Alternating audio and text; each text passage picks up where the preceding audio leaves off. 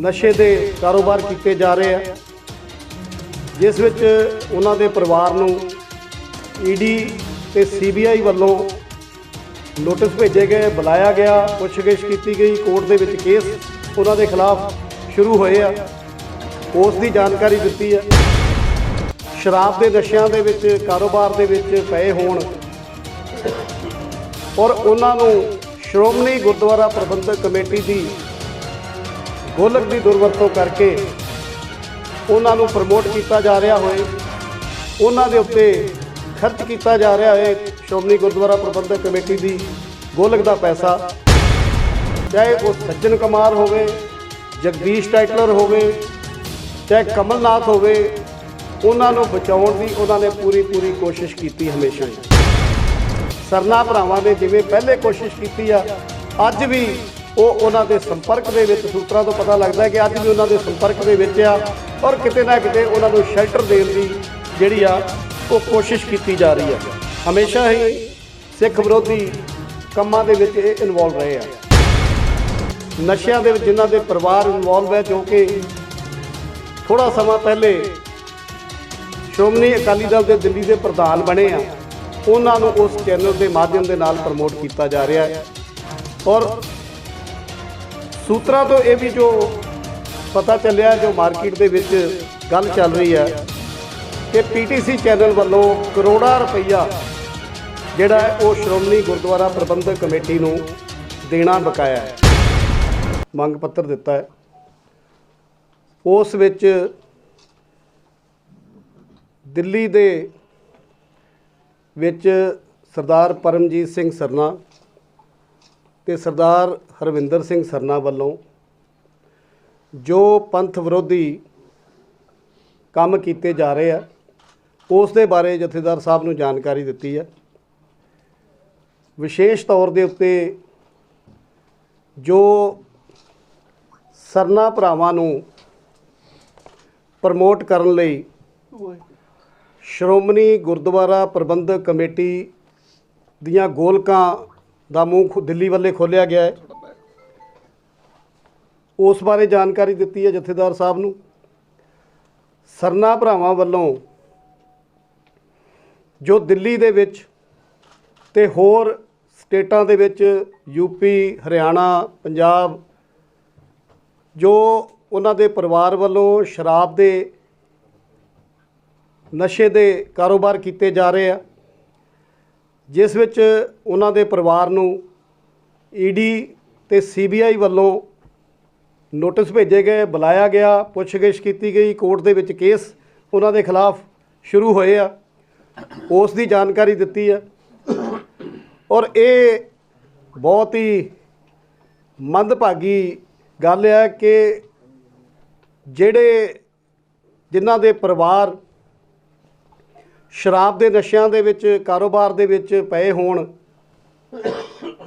और उन्हां नूं श्रोमणी गुरुद्वारा प्रबंधक कमेटी की गोलक की दुरवरतों करके उन्हां नूं प्रमोट किया जा रहा होए, उन्हां दे उत्ते खर्च किया जा रहा है श्रोमणी गुरुद्वारा प्रबंधक कमेटी की गोलक का पैसा, इस दे बारे भी असी जथेदार साहब नूं जानकारी दिती है।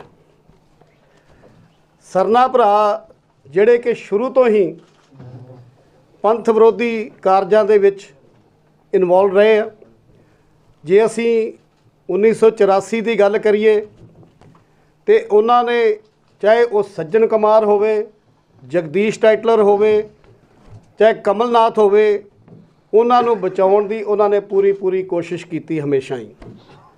अज भी उन्होंने खिलाफ दिल्ली सिख गुरुद्वारा प्रबंधक कमेटी वालों सज्जन कुमार के खिलाफ केस की पैरवाई की जा रही है, जो कि बिल्कुल फाइनल स्टेज के उत्ते है। जगदीश टाइटलर की जो दोबारा री इन्वेस्टिगेशन हुई है, CBI क्लोजर फाइल सी जी, वो केस चल रहा। कमलनाथ का हाई कोर्ट के विच असीं दोबारा पटीशन पा के केस शुरू किया है। एक पासे दिल्ली से गुरुद्वारा प्रबंधक कमेटी 1984 के कातलों, 1984 के दोषियों को सज़ा दिवाउण लई रात दिन एक कर रही है, और दूसरे पासे सरना भरावां ने जिवें पहले कोशिश की आ, अज भी वो उन्हां दे संपर्क दे विच, सूत्रां तो पता लगता है कि अज भी उन्हां दे संपर्क दे विच आ और किते ना किते उन्होंने शैल्टर देने की जिहड़ी आ वो कोशिश की जा रही है। हमेशा ही सिख विरोधी ਕੰਮਾਂ ਦੇ ਵਿੱਚ ਇਹ ਇਨਵੋਲਵ ਰਹੇ ਆ। हाल ही ਦੇ ਵਿੱਚ ਦਿੱਲੀ ਦੇ ਵਿੱਚ MCD ਦੀ ਇਲੈਕਸ਼ਨ ਹੋਈ, ਜਿਸ ਵਿੱਚ ਇੱਕ ਬੀਬੀ ਪਰਮਜੀਤ ਕੌਰ ਜੋ ਕਿ 1984 ਦੇ ਪੀੜਤ ਪਰਿਵਾਰ ਤੋਂ ਹੈ, ਉਸ ਨੂੰ ਟਿਕਟ ਮਿਲੀ। ਦਿੱਲੀ ਸਿੱਖ ਗੁਰਦੁਆਰਾ ਪ੍ਰਬੰਧਕ ਕਮੇਟੀ ਨੇ ਉਸ ਬੀਬੀ ਦੀ ਪੂਰੀ ਸਪੋਰਟ ਦੇ ਵਿੱਚ ਆ ਕੇ ਇਹ ਕੋਸ਼ਿਸ਼ ਕੀਤੀ कि उसनू जिताया जाए ताकि 1984 के पीड़ितों की मदद हो सके, क्योंकि उस कलोनी तो जिहड़ी विधवा कलोनी तिलक विहार दी आ उस कलोनी तो बिलोंग करती सी। लेकिन सरना भरावां ने रज के उसका विरोध किया, सोशल मीडिया के उत्ते उसका विरोध किया और ये कोशिश की कि उसनू हराया जाए और उसनू उस इलैक्शन दे विच उन्हां ने हराया।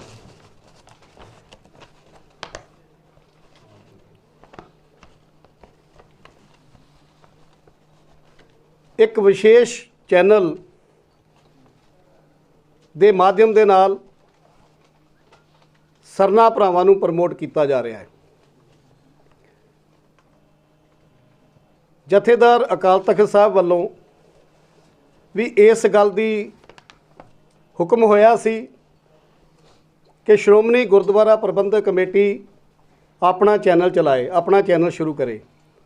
ਲੇਕਿਨ ਅੱਜ ਵੀ ਗੁਰਬਾਣੀ ਦਾ ਪ੍ਰਚਾਰ ਤੇ ਪ੍ਰਸਾਰ ਜਿਹੜਾ ਉਹ PTC ਚੈਨਲ ਦੇ ਉੱਤੇ ਹੋ ਰਿਹਾ, ਇੱਕ ਪਰਿਵਾਰ ਨੂੰ ਫਾਇਦਾ ਪਹੁੰਚਾਇਆ ਜਾ ਰਿਹਾ ਔਰ ਉਸੇ ਚੈਨਲ ਦੇ ਮਾਧਿਅਮ ਦੇ ਨਾਲ ਦਿੱਲੀ ਦੇ ਵਿੱਚ ਜਿਹੜੇ ਸ਼ਰਾਬ ਦੇ ਨਸ਼ਿਆਂ ਦੇ ਵਿੱਚ ਜਿਨ੍ਹਾਂ ਦੇ ਪਰਿਵਾਰ ਇਨਵੋਲਵ ਹੈ, ਜੋ ਕਿ ਥੋੜਾ ਸਮਾਂ ਪਹਿਲੇ ਸ਼੍ਰੋਮਣੀ ਅਕਾਲੀ ਦਲ ਦੇ ਦਿੱਲੀ ਦੇ ਪ੍ਰਧਾਨ ਬਣੇ ਆ, ਉਹਨਾਂ ਨੂੰ ਉਸ ਚੈਨਲ ਦੇ ਮਾਧਿਅਮ ਦੇ ਨਾਲ ਪ੍ਰਮੋਟ ਕੀਤਾ ਜਾ ਰਿਹਾ ਹੈ।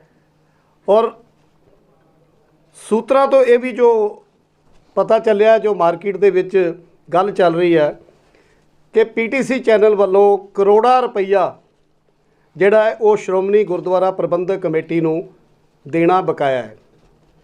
ਇਸ ਗੱਲ ਦੀ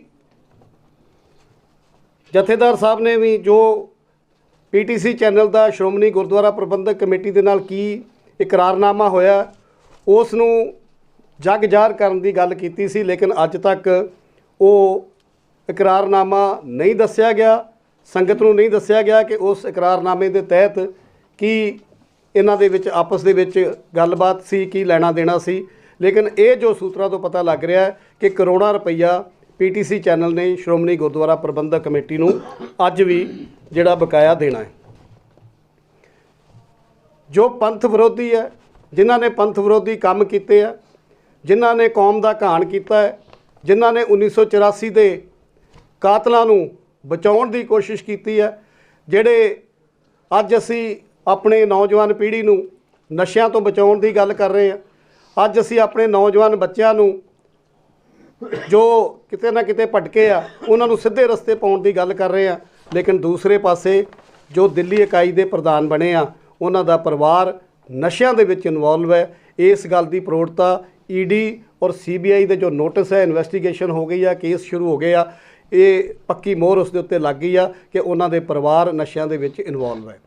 ਸੋ ਅੱਜ ਸਾਨੂੰ ਜੋ ਅਸੀਂ ਇਹ ਪੱਤਰ ਜਥੇਦਾਰ ਸਾਹਿਬ ਨੂੰ ਦਿੱਤਾ ਹੈ, ਉਸ ਦੇ ਵਿੱਚ ਅਸੀਂ ਜਥੇਦਾਰ ਸਾਹਿਬ ਨੂੰ ਬੇਨਤੀ ਕੀਤੀ ਹੈ ਦਿੱਲੀ ਸਿੱਖ ਗੁਰਦੁਆਰਾ ਪ੍ਰਬੰਧਕ ਕਮੇਟੀ ਵੱਲੋਂ ਕਿ ਜਿੱਥੇ ਸਰਨਾ ਭਰਾਵਾਂ ਦੀਆਂ ਪੰਥ ਵਿਰੋਧੀ, ਕੌਮ ਵਿਰੋਧੀ ਔਰ ਉਹਨਾਂ ਦੇ ਪਰਿਵਾਰਾਂ ਦੀ ਨਸ਼ੇ ਦੇ ਵਿੱਚ ਇਨਵੋਲਵਮੈਂਟ ਹੋਣ ਦੇ ਬਾਵਜੂਦ ਉਹਨਾਂ ਦੇ ਉੱਤੇ ਕੋਈ ਕਾਰਵਾਈ ਨਹੀਂ ਹੋਈ, ਤਾਂ ਜਥੇਦਾਰ ਸਾਹਿਬ ਨੂੰ ਅਸੀਂ ਬੇਨਤੀ ਕੀਤੀ ਆ ਕਿ ਉਹਨਾਂ ਨੂੰ ਅਕਾਲ ਤਖਤ ਸਾਹਿਬ ਦੇ ਉੱਤੇ ਤਲਬ ਕੀਤਾ ਜਾਏ ਔਰ ਸ਼੍ਰੋਮਣੀ ਗੁਰਦੁਆਰਾ ਪ੍ਰਬੰਧਕ ਕਮੇਟੀ ਜਿਨ੍ਹਾਂ ਨੇ ਕਿ ਜਥੇਦਾਰ ਸਾਹਿਬ ਨੇ ਜੋ ਹੁਕਮ ਕੀਤਾ ਸੀ ਕਿ ਉਹ ਇਕਰਾਰਨਾਮਾ ਵੀ ਜਗ ਜ਼ਾਹਿਰ ਕਰਨ ਔਰ ਆਪਣਾ ਚੈਨਲ ਜਿਹੜਾ ਸ਼ੁਰੂ ਕਰਨ, ਉਸ ਦਾ ਵੀ ਜਥੇਦਾਰ ਸਾਹਿਬ ਦੇ ਹੁਕਮ ਦੀ ਜਿਹੜੀ ਆ ਉਲੰਘਣਾ ਹੈ। ਸੋ ਅਸੀਂ ਬੇਨਤੀ ਕੀਤੀ ਹੈ ਕਿ ਇਹਨਾਂ ਨੂੰ ਅਕਾਲ ਤਖਤ ਸਾਹਿਬ ਦੇ ਉੱਤੇ ਤਲਬ ਕੀਤਾ ਜਾਏ ਔਰ ਜੋ ਬਣਦੀ ਕਾਰਵਾਈ ਆ ਉਹ ਇਹਨਾਂ ਦੇ ਖਿਲਾਫ ਕੀਤੀ ਜਾਏ। ਇਹ ਅੱਜ ਅਸੀਂ ਦਿੱਲੀ ਸਿੱਖ ਗੁਰਦੁਆਰਾ ਪ੍ਰਬੰਧਕ ਕਮੇਟੀ ਵੱਲੋਂ ਜਥੇਦਾਰ ਸਾਹਿਬ ਨੂੰ ਬੇਨਤੀ ਕੀਤੀ ਹੈ। ਦੇਖੋ, ਇਹ ਸਰਨਾ ਭਰਾਵਾਂ ਦੇ ਪਰਿਵਾਰ ਦੇ ਵਿੱਚੋਂ ਉਹਨਾਂ ਦੀ ਸ਼੍ਰੋਮਣੀ ਅਕਾਲੀ ਦਲ ਦੇ ਪ੍ਰਧਾਨ ਸਰਦਾਰ ਸੁਖਬੀਰ ਸਿੰਘ ਬਾਦਲ ਨੇ ਪੰਜਾਬ ਦੇ ਵਿੱਚ ਧਰਨੇ ਪ੍ਰਦਰਸ਼ਨ ਕੀਤੇ ਜੋ ਸਰਨਾ ਭਰਾਵਾਂ ਦੇ ਪਰਿਵਾਰ ਦੀਆਂ ਫੈਕਟਰੀਆਂ ਸੀ ਉਹਨਾਂ ਦੇ ਖਿਲਾਫ। ਇਹ ਜੱਗ ਜ਼ਾਹਿਰ ਹੈ ਕਿ ਸਰਨਾ ਭਰਾਵਾਂ ਦੇ ਕਿਹੜੇ ਮੈਂਬਰ ਜਿਹੜੇ ਆ ਉਹ ਨਸ਼ੇ ਦੇ ਕਾਰੋਬਾਰ 'ਚ ਆ। ਉਹਨਾਂ ਨੂੰ ਨੋਟਿਸ ਈਡੀ ਅਖਬਾਰਾਂ ਦੇ ਵਿੱਚ ਸਭ ਦੇ ਨਾਮ ਆ ਚੁੱਕੇ ਆ।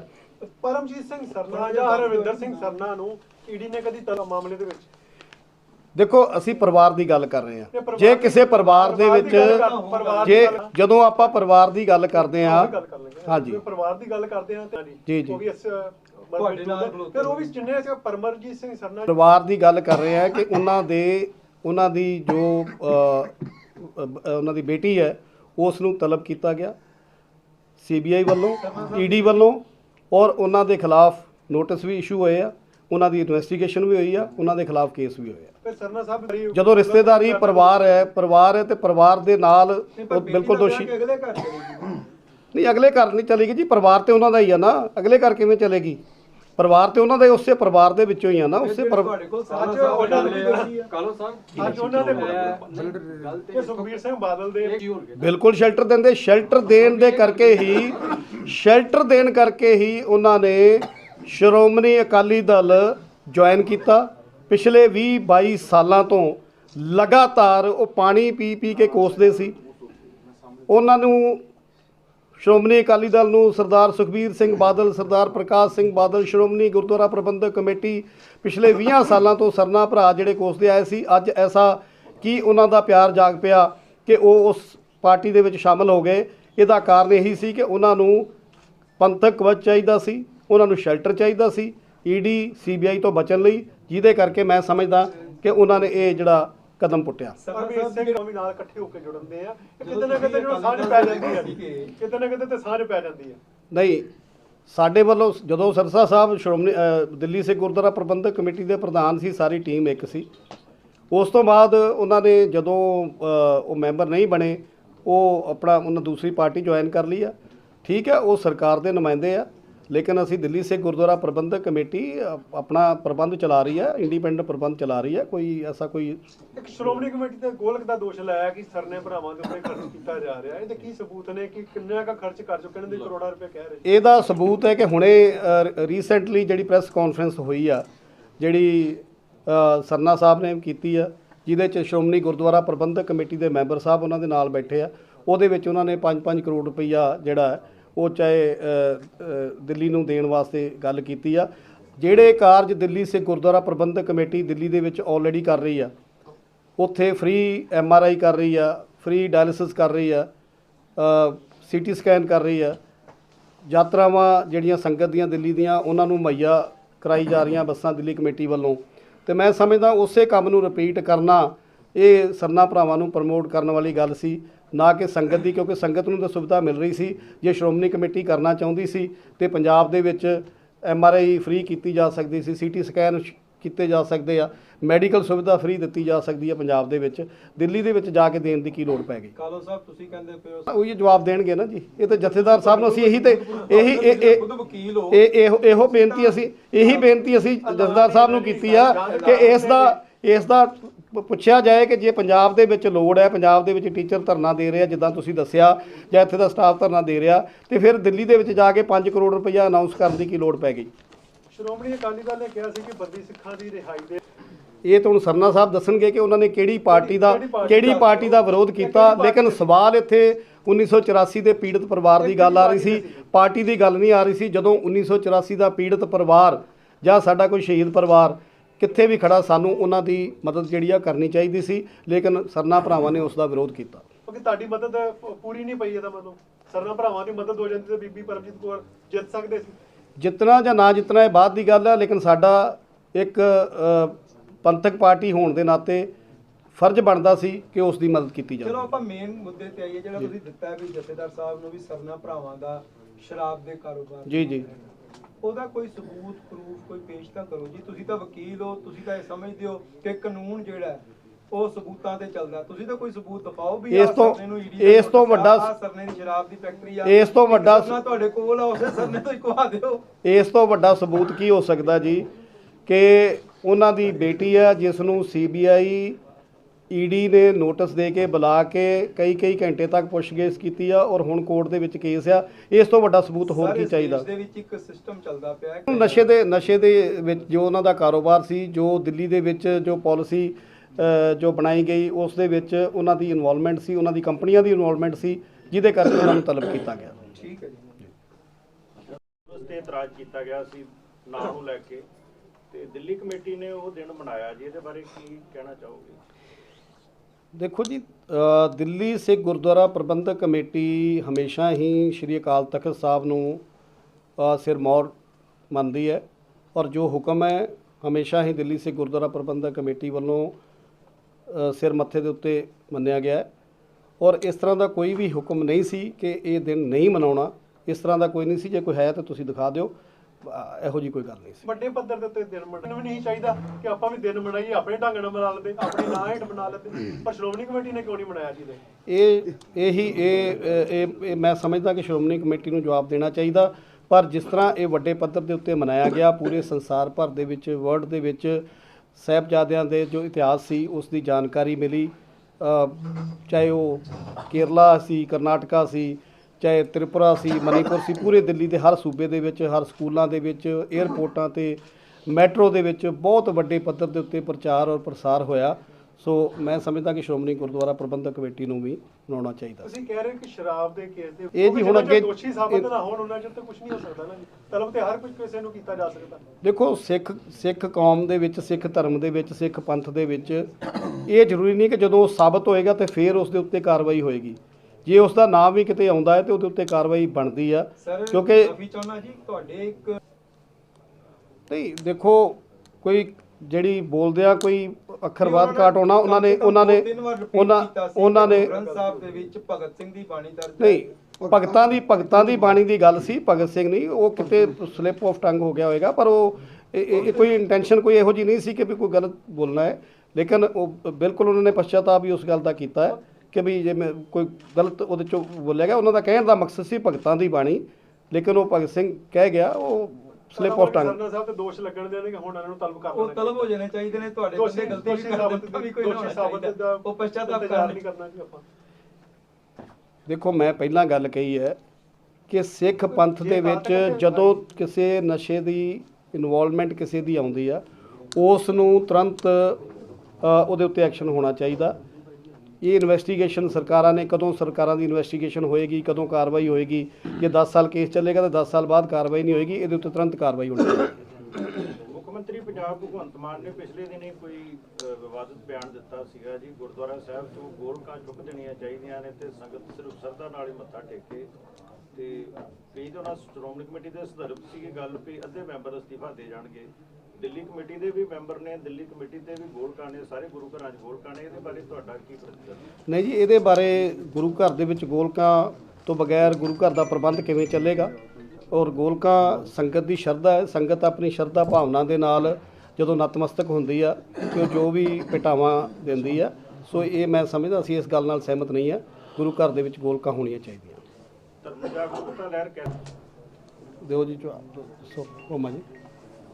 ਇਹ ਤਾਂ ਵੇਖੋ, ਅਸੀਂ 3 ਅਗਸਤ ਤੋਂ ਜਦੋਂ ਦਾ ਇੱਥੇ ਦਫ਼ਤਰ ਖੋਲ੍ਹਿਆ ਵਾ, ਅਸੀਂ ਲਗਾਤਾਰ ਪਿੰਡਾਂ 'ਚ ਆ।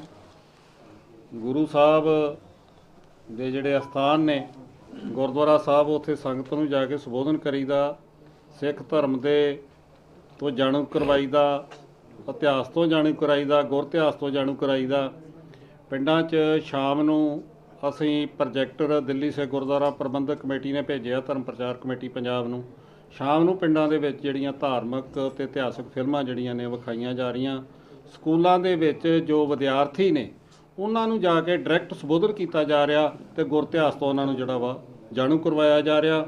ਜਿਹੜੇ ਲੋਕ ਧਰਮ ਪਰਿਵਰਤਨ ਕਰ ਗਏ ਸੀ, 2-3 ਵਾਰੀ ਆਪ ਜੀ ਦੇ ਸਾਹਮਣੇ ਉਹਨਾਂ ਨੂੰ ਪੇਸ਼ ਵੀ ਕੀਤਾ ਤੇ ਹੋਰ ਲੋਕ ਵੀ ਜਿਹੜੇ ਆ ਉਹਨਾਂ ਨੇ ਆਪਣਾ ਜਿਹੜਾ ਵਾ ਘਰ ਵਾਪਸੀ ਕੀਤੀ ਆ।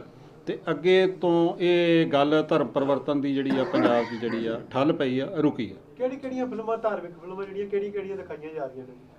ਅੰਗਰੇਜ਼ ਸਿੰਘ, ਇੱਕ ਮਿੰਟ, ਆਪਣੇ ਸਾਰੀਆਂ ਜਿਸ ਤਰ੍ਹਾਂ 4 ਸਾਹਿਬਜ਼ਾਦੇ, 4 ਸਾਹਿਬ ਜਿਵੇਂ ਕਿ 4 ਸਾਹਿਬਜ਼ਾਦੇ, ਐਸਜੀਪੀਸੀ ਨੇ ਕਿਹਾ ਕਿ ਫਿਲਮਾਂ ਤੇ ਨਾਟਕਾਂ 'ਚ ਰੋਕ ਲਾਵਾਂਗੇ, ਇਸ ਤਰੀਕੇ ਨਾਲ ਕਹਿੰਦੇ ਕਿ ਬੇਇੱਜ਼ਤੀ ਹੁੰਦੀ ਹੈ ਜਾਂ ਗਲਤ ਅਸਰ ਪੈਂਦਾ ਬੱਚਿਆਂ ਦੇ ਵੀ। ਕਾਰਟੂਨ ਵਰਗੀਆਂ ਫਿਲਮਾਂ ਦਿਖਾਉਣੀਆਂ, ਧਾਰਮਿਕ ਮਸਲੇ ਦੀ ਫਿਲਮ ਦਿਖਾਉਣੀ, ਰੋਕ ਲਾਈ ਹੋਈ। ਵੇਖੋ ਜਿਹੜੀਆਂ ਫਿਲਮਾਂ ਜਿਹੜੀਆਂ ਪਹਿਲਾਂ ਆਲਰੇਡੀ ਵਿਖਾਈਆਂ ਜਾ ਚੁੱਕੀਆਂ ਨੇ, ਜਿਹਦੇ ਤੇ ਕੋਈ ਕਿੰਤੂ ਪਰੰਤੂ ਨਹੀਂ, ਉਹੀ ਫਿਲਮਾਂ ਪਿੰਡਾਂ 'ਚ ਵਿਖਾਈਆਂ ਜਾ ਰਹੀਆਂ ਨੇ। ਇਹ ਲੋਕਾਂ ਨੂੰ ਜਾਣਕਾਰੀ ਮਿਲੀ। ਜੇ ਆਪਾਂ ਚਾਰ ਸਾਹਿਬਜ਼ਾਦੇ ਫਿਲਮ ਦੀ ਗੱਲ ਕਰੀਏ ਤੇ ਪੂਰੇ ਸੰਸਾਰ ਭਰ ਦੇ ਵਿੱਚ ਉਹ ਫਿਲਮ ਨੂੰ ਕਈ ਵਾਰ ਬੱਚਿਆਂ ਵੱਲੋਂ ਵੇਖਿਆ ਗਿਆ। ਸਾਹਿਬਜ਼ਾਦਿਆਂ ਦੀ ਜੀਵਨੀ ਦੇ ਬਾਰੇ ਜਾਣਕਾਰੀ ਮਿਲੀ ਲੋਕਾਂ ਪਰ ਨੂੰ। ਇਸ ਵਾਰੀ ਉਹ ਚਾਰ ਸਾਹਿਬਜ਼ਾਦਿਆਂ ਦੀ ਫਿਲਮ ਨੂੰ ਸਾਹਿਬਜ਼ਾਦਿਆਂ ਦੇ ਸ਼ਹੀਦੀ ਦਿਹਾੜਿਆਂ ਦੇ ਵਿੱਚ ਦਿਖਾਉਣ ਤੇ ਰੋਕ ਲਗਾ ਦਿੱਤੀ ਗਈ ਸੀ। ਨਾ ਉਸ ਨੂੰ ਚੜ੍ਹਦੀ ਕਲਾ ਟਾਈਮ ਟੀਵੀ ਤੇ ਦਿਖਾਇਆ ਗਿਆ, ਨਾ ਉਹਨੂੰ ਪੀਟੀਸੀ ਤੇ, ਜਾਂ ਨਾ ਹੀ ਕਿਸੇ ਹੋਰ ਚੈਨਲ ਉੱਤੇ, ਮਤਲਬ ਕਿ ਰੋਕ ਹੀ ਲਗਾ ਦਿੱਤੇ ਸੀ ਕਿ ਨਹੀਂ ਦਿਖਾਣੀ। ਜੇ ਅਸੀਂ ਸਾਰਾ ਕੁਝ ਆਪਣਾ ਬੰਦ ਕਰਕੇ ਰੱਖ ਲਾਂਗੇ ਤੇ ਫਿਰ ਆਪਣੇ ਧਰਮ ਦੀ, ਆਪਣੇ ਇਤਿਹਾਸ ਦੀ ਜਾਣਕਾਰੀ ਲੋਕਾਂ ਨੂੰ ਕਿਸ ਤਰ੍ਹਾਂ ਦੂਰ ਤੱਕ ਪਹੁੰਚਾਵਾਂਗੇ। ਅਸੀਂ ਸਮਝਦੇ ਹਾਂ ਕਿ ਜਾਣਕਾਰੀ ਜਿਹੜੀ ਆ ਦੂਰ ਤੱਕ ਪਹੁੰਚਣੀ ਚਾਹੀਦੀ ਆ। ਬਾਕੀ ਜੋ ਅਕਾਲ ਤਖਤ ਸਾਹਿਬ ਤੋਂ ਹੁਕਮ ਹੋਵੇ ਉਹ ਹੁਕਮ ਜਿਹੜਾ ਹੈ ਉਹ ਸਿਰ ਮੱਥੇ।